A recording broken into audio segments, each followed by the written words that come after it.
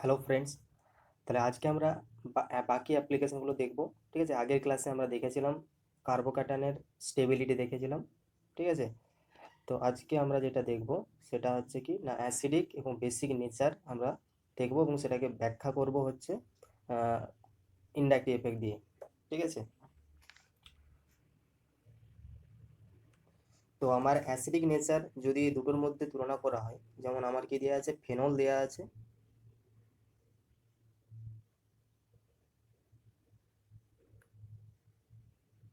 Phenol আছে, আর কি আছে না মিথানল আছে, ফেনল আর মিথানল। তাহলে এই দুটোর যদি আমরা অ্যাসিডিক নেচার দেখি তাহলে কি হবে। অ্যাসিডিক নেচার জিনিসটা কি না, অ্যাসিডিক নেচার হচ্ছে যে এইচ প্লাস রিমুভ করার পর যে কনজুগেট বেসটা হবে তার স্টেবিলিটির উপর ডিপেন্ড করবে তার অ্যাসিডিক ক্যারেক্টার কত বেশি হবে।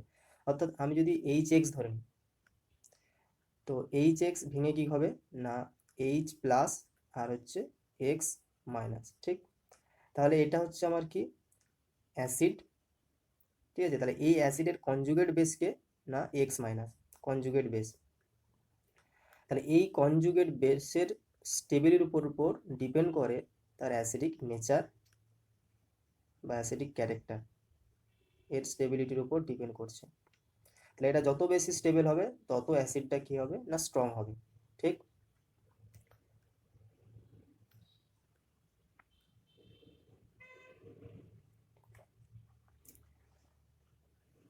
তাহলে এদের থেকে আমি এইচ প্লাস রিমুভ করে দেখি কি হয়। তাহলে তাহলে ফেনল থেকে যদি এইচ প্লাস রিমুভ করা হয় তাহলে কি হবে না, ফেনল থেকে তাহলে এইচ প্লাস রিমুভ করছি। তাহলে ফেনল থেকে আমি কি করলাম, এইচ প্লাসকে রিমুভ করলাম। তাহলে ফেনল থেকে এইচ প্লাস রিমুভ করলে কনজুগেট বেস কি হচ্ছে, ফেনক্সাইড বেস হচ্ছে। ঠিক আছে, ও মাইনাস হলো ফেনক্সাইড, আচ্ছা তার সাথে এইচ প্লাস হলো। ঠিক আছে, এখন আমরা এর স্টেবিলিটিটা বিচার করবো। তাহলে ফেনক্সাইডের স্টেবিলিটি কিভাবে হবে, তো আমরা আগের ক্লাসে দেখেছি হচ্ছে কি ফিনাইল রিং। ফিনাইল রিংয়ের কি রয়েছে না, ফিনাইল রিংয়ের হচ্ছে মাইনাস আই এফেক্ট রয়েছে। ঠিক আছে, মাইনাস আই এফেক্ট রয়েছে।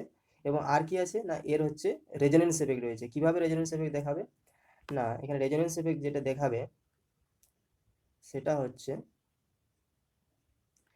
এখানের যে ও মাইনাস, এটা হচ্ছে কি হবে, এই নেগেটিভ চার্জ এখানে পার্টিসিপেট করলো।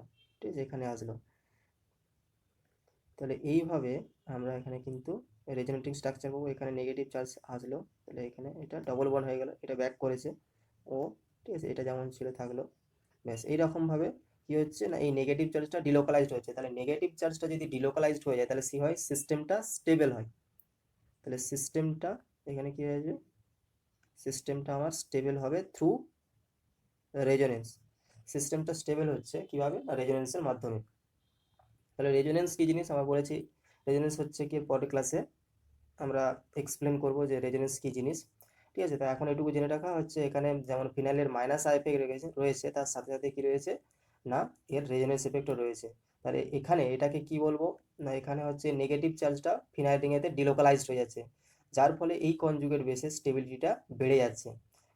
ঠিক আছে, আচ্ছা তারপরে আমার কি রয়েছে, মিথানল রয়েছে। তাহলে মিথানল মিথানল থেকে একটা এইচ প্লাস যদি বেরিয়ে যায় তাহলে কি হবে না, CH3 ও মাইনাস আর কি হচ্ছে না এইচ প্লাস। ঠিক আছে, তাহলে এটা হচ্ছে আমার এখন কনজুগেট বেস। কনজুগেট বেস হচ্ছে কি মিথক্সাইড। তাহলে এখানে হচ্ছে কোনো রেজোনেন্স হবে না, তাহলে এখানে কি দেখাবে না, CH3 গ্রুপ দেখাবে হচ্ছে কি এর প্লাস আই এফেক্ট দেখাবে। ঠিক আছে, তাহলে এখানে আমরা বলেছিলাম যে মিথাইল গ্রুপের কি রয়েছে না, মিথাইল গ্রুপে রয়েছে plus I effect, plus inductive effect, মানে কি এটা CH3 হচ্ছে কি ইলেকট্রন ডোনেটিং গ্রুপ। আচ্ছা, তাহলে ওই দুটোর মধ্যে আমরা যদি তুলনা করি তাহলে এখানে কি রয়েছে, ইন্ডাকটিভ এফেক্ট রয়েছে। আর ফেনক্সাইডের ক্ষেত্রে কি রয়েছে না, আমার রেজোনেন্স এফেক্ট রয়েছে। ঠিক আছে, যেহেতু রেজোনেন্স এফেক্ট গ্রেটার দেন হচ্ছে কি ইন্ডাকটিভ এফেক্ট। ঠিক, তাহলে ইন্ডাকটিভ এফেক্টের তুলনায় রেজোনেন্স এফেক্টটা হচ্ছে কি মোর এফেক্টিভ, এবং এটা হচ্ছে কি সিস্টেম স্টেবিলিটিকে আরো বাড়িয়ে দেয়। তার মানে ওখানের যে কনজুগেট বেস ছিল, conjugate base conjugate base of phenol is more stable then conjugate base of methanol. তাহলে সেই কারণে আমার কি হয়ে গেল না, ফেনল আমার মোর অ্যাসিডিক হয়ে গেল। তাহলে ফেনল হচ্ছে আমার মোর অ্যাসিডিক ফেনল মোর অ্যাসিডিক হয়ে গেল কার তুলনায়, না মিথানলের তুলনায়। বেশ, তাহলে এটা অ্যাসিডিক নেচার আমরা দেখলাম। এরপর আমরা দেখবো বেসিক নেচার। বেসিক নেচার দেখব। বেসিক নেচার কিরকম কি হবে, যেমন আমার কি দেওয়া আছে, অ্যানিলিন আছে, ঠিক আছে, অ্যানিলিন, অ্যানিলিন আছে, আর কি আছে, মিথাইল অ্যামিন আছে।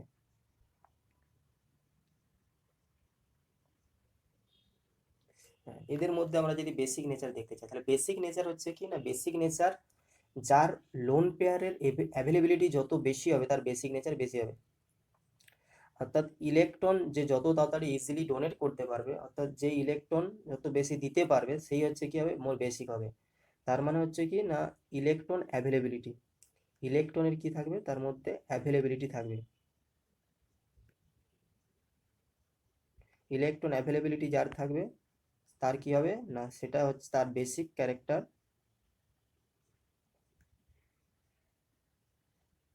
তার বেসিক ক্যারেক্টার কি হবে, তত বেশি হবে। ইলেকট্রনের অ্যাভেলেবিলিটি যার বেশি হবে তার বেসিক ক্যারেক্টার বেশি হবে। তাহলে এদের মধ্যে ইলেকট্রনের অ্যাভেলেবিলিটি কোথায় বেশি, তাহলে অ্যানিলিনের মধ্যে যদি আমরা দেখি, তাহলে অ্যানিলিনের হচ্ছে যে লোন পেয়ার ইলেকট্রন, মানে অ্যানিলিনের নাইট্রোজেনের উপর যে লোন পেয়ার, সেটা কি হয় না, সেটা এই ফিনাইল রিংয়ে হচ্ছে কি হয়েছে, ডিলোকালাইজড হয়ে যাচ্ছে। তাহলে ফিনাইল রিংয়েতে কি হয়ে যাচ্ছে না, ডিলোকালাইজড হয়ে যাচ্ছে এর লোন পেয়ার। তাহলে নেগেটিভ চার্জ হলো এখানে যেমন ছিল,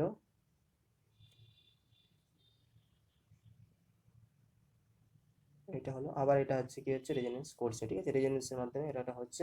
তাহলে এখানে কি হচ্ছে না, এই যে লোন পেয়ারটা সেটা হচ্ছে কিন্তু নাইট্রোজেনের উপর অ্যাভেলেবেল থাকছে না, ঠিক আছে। তাহলে রেজোনেন্সের ফলে কি হচ্ছে না, এই যে লোন পেয়ারটা সেটা এখানে ডিলোকালাইজড হয়ে যাচ্ছে। আচ্ছা, তাহলে মিথাইল অ্যামিনের ক্ষেত্রে কি হচ্ছে না, মিথাইল অ্যামিনের ক্ষেত্রে, মিথাইল অ্যামিনের ক্ষেত্রে লোন পেয়ারের অ্যাভেলেবিলিটি রয়েছে এখানে নাইট্রোজেনের উপরে। তাহলে মিথাইল কি রয়েছে, মিথাইলের হচ্ছে প্লাস ইফেক্ট রয়েছে, সে আরো বেশি ইলেকট্রন ডেন্সিটিকে বাড়াচ্ছে এখানে।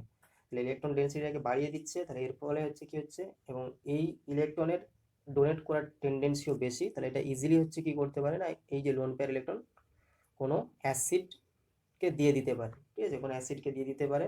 সেই কারণে কি হলো না, মিথাইল অ্যামিন হচ্ছে আমার মোর বেসিক হয়ে গেল দেন অ্যানিলিন।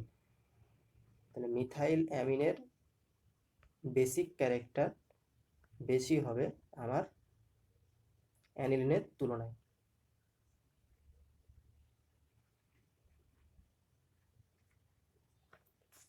অ্যানিলিনের তুলনায় বেশি হবে। আচ্ছা, আরেকটা যদি আমরা অ্যাসিডিক নেচার করি তাহলে কি হবে না, আরেকটা অ্যাসিডিক নেচার যদি করা হয়,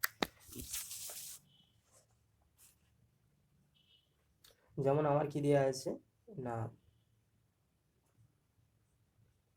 ফর্মিক অ্যাসিড আছে,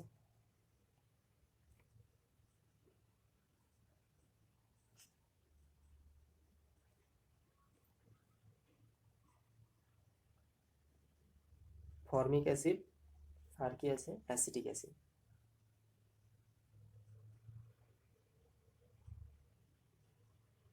তাহলে এই দুটো অ্যাসিডের মধ্যে আমরা যদি অ্যাসিডিক নেচার দেখি তাহলে কিভাবে দেখবো, তাহলে এটাও ঠিক একই রকম ভাবে হবে। তাহলে প্রথমে আমার কাজ হবে কি, এখান থেকে এইচ প্লাসকে রিমুভ করা। তাহলে এইচ প্লাসকে রিমুভ করলাম ফর্মিক অ্যাসিড থেকে, এইচ সিও ও মাইনাস হলো এটা। এখানেও কি করলাম, এখান থেকেও রিমুভ করলাম এইচ প্লাস, এইচ প্লাস এখান থেকেও রিমুভ করলাম, এখান থেকেও এইচ প্লাস রিমুভ করলাম। তাহলে এখানেও কি হলো না, সিএইচ থ্রি সিও ও মাইনাস। আচ্ছা, তাহলে কি হবে নেক্সট এতে,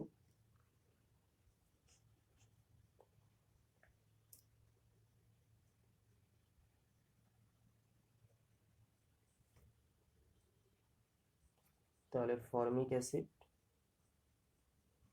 ও মাইনাস, এটা হচ্ছে কি হচ্ছে, রেজোনেন্সে পার্টিসিপেট করছে, কনজুগেশন করছে এখানে। তাহলে এইচ সি ও মাইনাস এটা ডবল বন্ড হয়েছে। তাহলে এই ধরনের কি করছে এখানে, রেজোনেন্স করছে এখানে। আচ্ছা, অ্যাসিটিক অ্যাসিডের ক্ষেত্রে কি হবে, তাহলে অ্যাসিটিক অ্যাসিডের ক্ষেত্রে এখানে কি আছে, CH3 আছে, CO ও মাইনাস, এখানেও এই ধরনের কনজুগেশন হবে, CH3 CO minus double bond হলো। তাহলে দুটোর ক্ষেত্রেই আমরা একই ধরনের কি পেলাম না, কনজুগেটিং স্ট্রাকচার বা রেজোনেটিং স্ট্রাকচার আমরা পেলাম। ঠিক আছে, তাহলে এদের মধ্যে আমরা অ্যাসিডিটি বিচার করব কিভাবে, না এদের মধ্যে অ্যাসিডিটি তাহলে বিচার করব কিভাবে না, আমরা যদি ভালো করে লক্ষ্য করি, ফর্মিক অ্যাসিডের ক্ষেত্রে কি আছে, HC ডবল বন্ড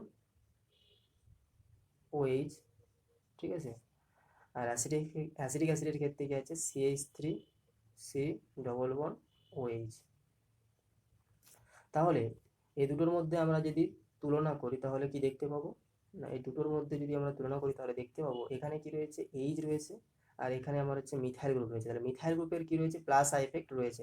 তাহলে প্লাস আই এফেক্টের কারণে কি হচ্ছে না, এই ইলেকট্রন ডেন্সিটিটাকে এই কার্বন সেন্টারেতে কি হচ্ছে, আরো বাড়িয়ে দিচ্ছে। তাহলে বাড়িয়ে দিলে কি হবে না, ইলেকট্রন ডেন্সিটি যদি বাড়িয়ে দেয় তাহলে এ হচ্ছে এর পাশের যে অক্সিজেন থেকে কম ইলেকট্রন নিজের দিকে নেবে।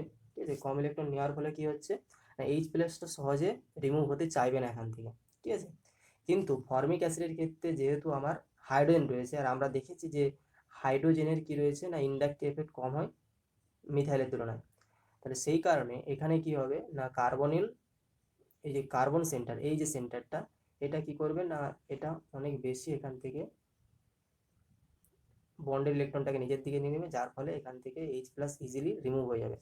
তাহলে সেই কারণে আমার ফর্মিক অ্যাসিড হলো মোর অ্যাসিডিক হয়ে গেল, ফর্মিক অ্যাসিড মোর অ্যাসিডিক দেন অ্যাসিডিক অ্যাসিড, ফর্মিক অ্যাসিড মোর অ্যাসিডিক হয়ে গেল অ্যাসিডিক অ্যাসিডের তুলনায়।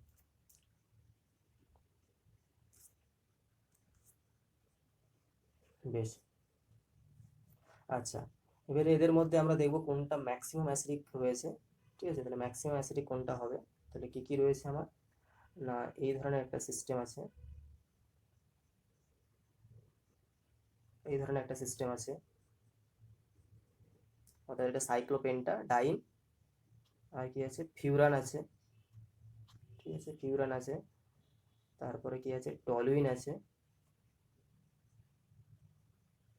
টলুইন আছে, আর আমার কি রয়েছে না, এই সিস্টেমটা রয়েছে। ঠিক আছে, তাহলে এদের মধ্যে আমাকে তুলনা করতে হবে কোনটার অ্যাসিডিক ম্যাক্সিমাম অ্যাসিডিক হবে। তো এখানেও ঠিক একই কাজ হবে, এখান থেকে আমরা কি করব না, প্রথমে আমাদের কাজ হবে এইচ প্লাসকে রিমুভ করানো। ঠিক আছে, তাহলে এখানে কটা এইচ রয়েছে, এখানে হাইড্রোজেন আছে, এখানেও হাইড্রোজেন রয়েছে একটা হাইড্রোজেন, এখানেও একটা হাইড্রোজেন রয়েছে। আচ্ছা, এখানে এখানে হাইড্রোজেন রয়েছে তিনটে হাইড্রোজেন। ঠিক আছে, এগুলোতেও হাইড্রোজেন রয়েছে, এগুলো কোথা থেকে রিমুভ করাবো, এগুলো হাইড্রোজেন রয়েছে। এখানে যে দেখি এখানে হাইড্রোজেন, তো এগুলোতে হাইড্রোজেন চারটে হাইড্রোজেন আছে। ঠিক আছে, এর ক্ষেত্রেও কি রয়েছে, এগুলোতে চারটে হাইড্রোজেন আছে, চারটে হাইড্রোজেন আছে। তো প্রত্যেকগুলো থেকে হাইড্রোজেন রিমুভ করে দেখি কি হয়।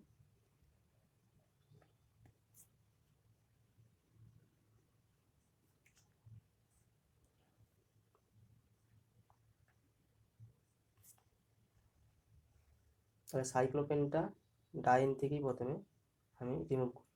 ঠিক আছে, তাহলে এখান থেকে আমি হাইড্রোজেনকে বের করছি, প্রথমে যদি এখান থেকে বের করি, তাহলে এখানে দুটো হাইড্রোজেন ছিল, তাহলে এখান থেকে যদি হাইড্রোজেনকে রিমুভ করি তাহলে কি হবে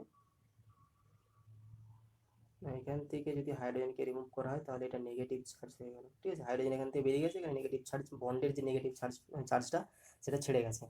ঠিক আছে, এটা হতে পারে।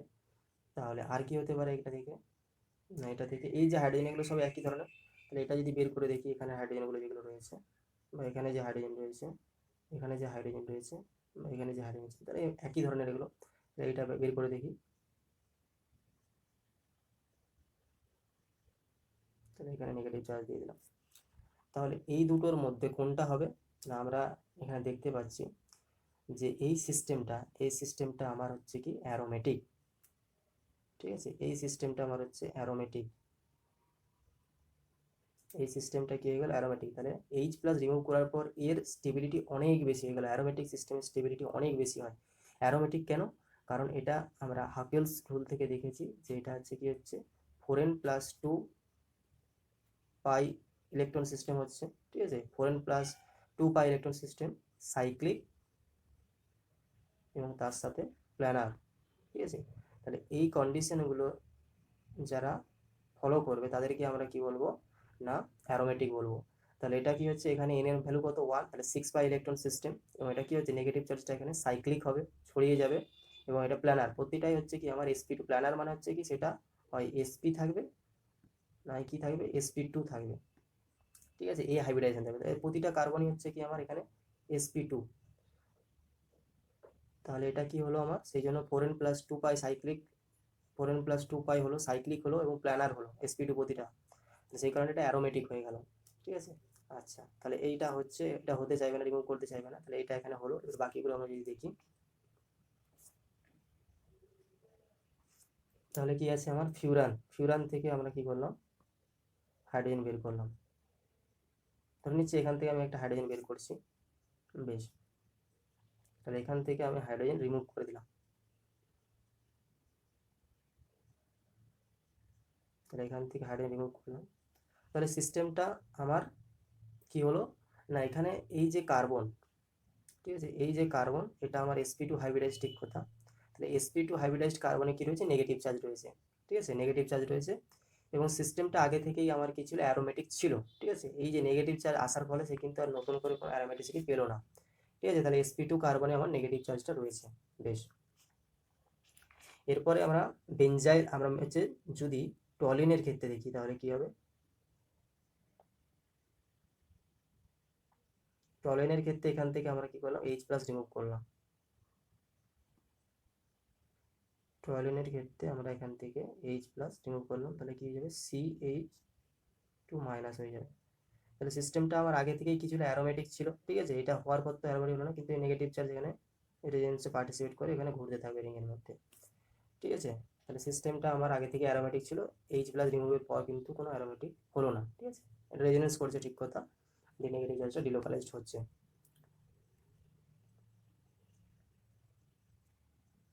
আচ্ছা, বেশ। তারপরের যেটা আছে আমার সিস্টেমটা,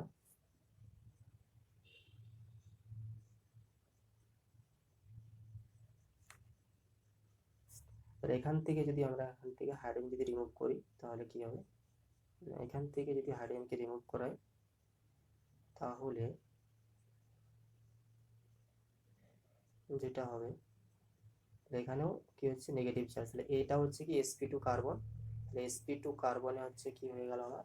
আচ্ছা, এই যে sp2 বলছি হাইব্রিডাইজেশন কিভাবে হচ্ছে না দেখো, এখানে sp2 বলার কারণটা হচ্ছে যে আমার sp2 হাইব্রিডাইজেশনে কারা পার্টিসিপেট করে না, হাইব্রিডাইজেশনে পার্টিসিপেট করে আমার সিগমা বন্ড, তাহলে সিগমা বন্ড আর লোন পেয়ার, ঠিক আছে। তো লোন পেয়ারটা অনেক সময় পার্টিসিপেট করে অনেক সময় করে না, সেটা দেখে নিতে হবে, সেই কারণে তাহলে সিগমা বন্ড পার্টিসিপেট করছে হাইব্রিডাইজেশনে। তাহলে এখানে কতগুলো সিগমা বন্ড আছে না, কতগুলো সিগমা বন্ড আছে না দেখো, এখানে একটা সিগমা বন্ড, দুটো, আর এখানে যে হাইড্রোজেন তিনটে, কিন্তু এটা পাই বন্ড, তাহলে তিনটে যদি হয় তাহলে 3 হলে একটা এস আসবে আর হচ্ছে কি দুটো পি হবে, ঠিক আছে। তাহলে সেই জন্য আমরা এই হাইব্রিডাইজেশনটাকে কি বলছি sp2 হাইব্রিডাইজ, ঠিক আছে, সেই কারণে sp2 হাইব্রিডাইজ বলা হচ্ছে। তাহলে এখানে প্রতিটা কার্বনই হচ্ছে কি আমার sp2 হাইব্রিডাইজ, ঠিক আছে, বেশ। তাহলে এটা sp2 কার্বনে কি রয়েছে নেগেটিভ চার্জটা রয়েছে, আর এর কোনো অ্যারোমেটিসিটি আমরা দেখতে পাবো না, ঠিক আছে। তাহলে সবগুলোকে তুলনা করে আমরা দেখতে পেলাম হচ্ছে কি না, সবগুলোকে আমরা তুলনা করে দেখতে পাচ্ছি যে সাইক্লোপেন্টা ডাইন, ঠিক আছে। তাহলে সাইক্লোপেন্টা ডাইন এটা H প্লাস রিমুভ করার পর, এখান থেকে H প্লাসকে রিমুভ করার পর কি হয়ে গেল সিস্টেমটা আমার অ্যারোমেটিক হয়ে গেল, ঠিক আছে, সিস্টেমটা আমার অ্যারোমেটিক হয়ে গেল। তাহলে সিস্টেমটা অ্যারোমেটিসিটি গেইন করলো H প্লাস রিমুভ করার পর, অ্যারোমেটিক হলো সিস্টেমটা H প্লাস রিমুভ করার পর, তাহলে সেই কারণে হচ্ছে কি হয়ে যাবে না এটা আমার মোর অ্যাসিডিক হয়ে যাবে, ঠিক আছে। তাহলে এইটা হচ্ছে আমার মোর অ্যাসিডিক হয়ে গেল ম্যাক্সিমাম অ্যাসিডিক, ঠিক আছে, এটা হয়ে গেল আমার মোর অ্যাসিডিক, বেশ। আচ্ছা, এবারে আমরা ইনক্রিজিং অর্ডার দেখবো হচ্ছে কি না পিকে ভ্যালুজ অফ ওয়াটার আছে, মিথানল আছে আর আবার ফেনল আছে। তাহলে এদের ক্ষেত্রে আমরা কি দেখবো, পিকে ভ্যালু কি হবে, তাহলে পিকে ভ্যালুর সাথে অ্যাসিডিটির কি রিলেশন রয়েছে, দেখিয়েছে পিকে সমান মাইনাস লগ অফ কে। অর্থাৎ এখান থেকে আমরা দেখতে পাচ্ছি হচ্ছে কি পিকে এর সাথে, ঠিক আছে, পিকে এর সাথে কে রিলেশন কি না, পিকে এর সাথে কে রিলেশন হচ্ছে ইনভার্সলি প্রপোর্শনাল। তার মানে হচ্ছে কি যদি কে বাড়ে, ঠিক আছে, যদি কে বাড়ে তাহলে কি হবে, আমার পিকে ভ্যালু কমবে। ঠিক আছে, যদি কে বাড়ে তাহলে পিকে আমার কমবে। ঠিক আছে, তাহলে এখন এবার দেখবো অ্যাসিডিটির সাথে তাহলে এর কি রিলেশন রয়েছে। না, অ্যাসিডিটির সাথে রিলেশন হচ্ছে যে এইচ প্লাস কনসেন্ট্রেশন, এটার সাথে রিলেশন হচ্ছে কি কে ডিরেক্টলি প্রপোর্শনাল, আর কে এর সাথে রিলেশন হচ্ছে কি ইনভার্সলি প্রপোর্শনাল 1/pk। ঠিক আছে, এই অর্ডার। তাহলে পিকে এর সাথে কে রিলেশন হচ্ছে কি ইনভার্সলি প্রপোর্শনাল, কে বাড়লে পিকে কমবে। আচ্ছা, অ্যাসিডিটি মানে কনসেন্ট্রেশন এইচ প্লাস, যেটা বেশি মোর অ্যাসিডিক হবে, যার অ্যাসিডিটি যত বেশি হয়েছে যত বেশি এইচ প্লাস দেবে, তার হচ্ছে কি হবে না কে ভ্যালু বাড়বে। ঠিক আছে, কে ভ্যালু বাড়বে। আচ্ছা, কে বাড়লে কি হবে, পিকে কমবে। ঠিক আছে, তাহলে যেটা যত বেশি অ্যাসিডিক হবে তার পিকে ভ্যালু তত কম হবে। আচ্ছা, তাহলে প্রথমে আমার কাজ হবে এদের মধ্যে কার অ্যাসিডিটি বেশি হবে বা অ্যাসিডিটির কি অর্ডারটা হবে সেটা দেখা। ঠিক আছে, অ্যাসিডিটির অর্ডার যেটা হবে পিকে ভ্যালুর অর্ডার ঠিক কি হবে, তার উল্টো হবে, আমরা এখান থেকে দেখতে পাচ্ছি। আচ্ছা,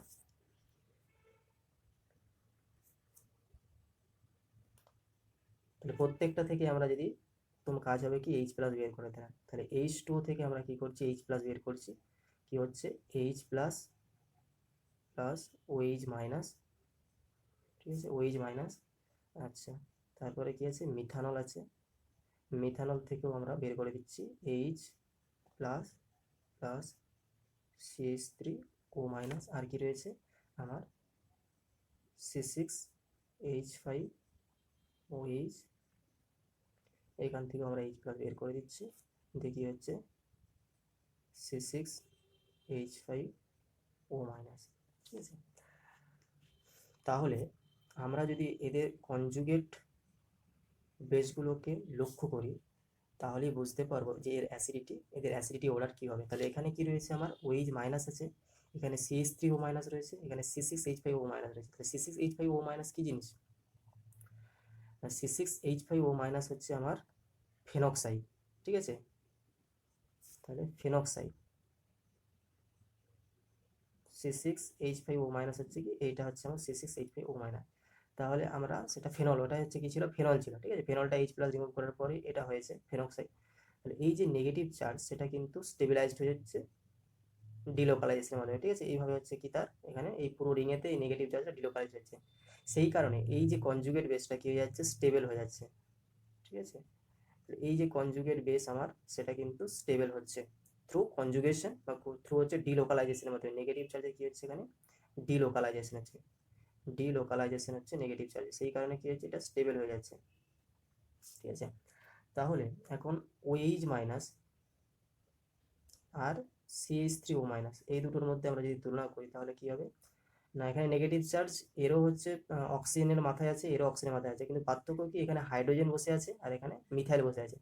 তাহলে মিথাইল কি রয়েছে না, মিথাইল এর আমরা দেখেছি কি রয়েছে প্লাস আই এফেক্ট রয়েছে, এবং সেই প্লাস আই এফেক্টটা হাইড্রোজেনের তুলনাতেও বেশি হয়। ধরো হাইড্রোজেন মিথাইলের তুলনায় কি হচ্ছে কম কম ইন্ডাকটিভ হয়ে দেখা যাচ্ছে। তারপরে মিথাইল আরও বেশি বেশি করে কি করবে, পুশ করবে ইলেকট্রন ডেন্সিটি অক্সিজেনের দিকে, যার ফলে কি হয়ে যাবে না এ সহজেই কিন্তু এইচ প্লাস রিমুভ করতে পারবে না। কারণ হচ্ছে কি ইলেকট্রন ডেন্সিটি যদি অক্সিজেনের উপর বেড়ে যায় তাহলে কি হবে না, সে কখনোই তার পাশের যে হাইড্রোজেন তার যে বন্ড রয়েছে সেখান থেকে নিতে যাবে না। অর্থাৎ যেটা বলতে চাইছি যে CH3OH। ঠিক আছে, তাহলে এ যদি ইলেকট্রন ডেন্সিটি বাড়াতে থাকে তাহলে এই যে অক্সিজেন তার ইলেকট্রন ডেন্সিটি বেড়ে গেছে। ঠিক আছে, সেই কারণে এ এখান থেকে আর ইলেকট্রনকে টানতে চাইবে না, তাহলে এখানে এইচ প্লাস সহজে রিমুভ হবে না। ঠিক আছে, তাহলে ওয়াটারের ক্ষেত্রে যেহেতু এখানে হাইড্রোজেন রয়েছে CH3 পরিবর্তে, তাহলে সেক্ষেত্রে এটার হচ্ছে কি হবে না অ্যাসিডিটি ওয়াটারের বেশি হবে মিথানলের তুলনায়, কিন্তু সবচেয়ে বেশি কার হবে না ফেনক্সাইডের হবে। অর্থাৎ আমার ফেনলের বেশি হবে, কারণ ফেনলের হচ্ছে কি হচ্ছে এই সিস্টেমটা যে নেগেটিভ চার্জটা সেটা হচ্ছে ডিলোকালাইজেশন হচ্ছে। ঠিক আছে, তাহলে এখানে কি যে রেজোনেন্সের মাধ্যমে এটা স্টেবল হয়ে যাচ্ছে। ঠিক আছে, তাহলে আমরা যদি এদের অর্ডার লিখি অ্যাসিডিটির অর্ডার কি হবে না, অ্যাসিডিটির অর্ডার যদি লিখি তাহলে অ্যাসিডিটির অর্ডার,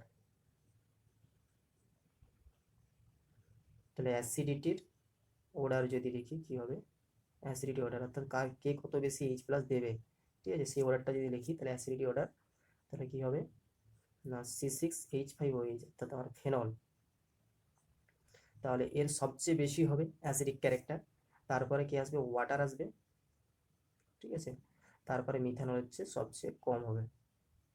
আচ্ছা, তাহলে এটা হচ্ছে অ্যাসিডিটির অর্ডার।